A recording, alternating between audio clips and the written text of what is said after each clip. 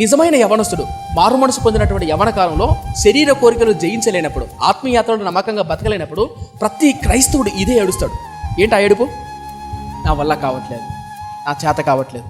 ఇక్కడ కూర్చున్న మీరు ఎవరైనా సరే పరలోక రాజ్యాన్ని స్వతంత్రించుకోగలరా అంటే, నేను ఈ పని చేసి పరలోక రాజ్యానికి వెళ్తా, నువ్వు సాధించేది కాదు, అది ఉచితంగా వచ్చేది. అది పరలోక రాజ్యానికి ఎవడు ధైర్యంగా వెళ్ళలేడు. దేవుని సన్నిధికి, దేవుని రాజ్యానికి ఎవడు ధైర్యంగా వెళ్ళలేడు. పరిశుద్ధంగా, పవిత్రంగా, నీతిగా పరిశుద్ధాత్మను పొందుకునే శక్తి మనకు లేదు. ఆయన ఉచితంగా ఇస్తాడు. అనుకోండి పిల్లలు, యవనస్తుల పిల్లలు అనుకో, అలా నేను పవిత్రంగా బతకలేకపోతున్నా, పరిశుద్ధంగా బతకలేకపోతున్నా, పరిశుద్ధాత్మ ద్వారా నేను బతకాలి. ఎలా? పరిశుద్ధాత్మ అనేది ఉచితంగా ఇస్తాడు ఆయన. నువ్వు చేయాల్సిందో ఒకటే చిన్న ప్రార్థన. ఏంటి ఆ ప్రార్థన తెలుసా? నా వల్ల కావట్లేదు, కృప చూపించు స్వామి, దయ చూపించు స్వామి.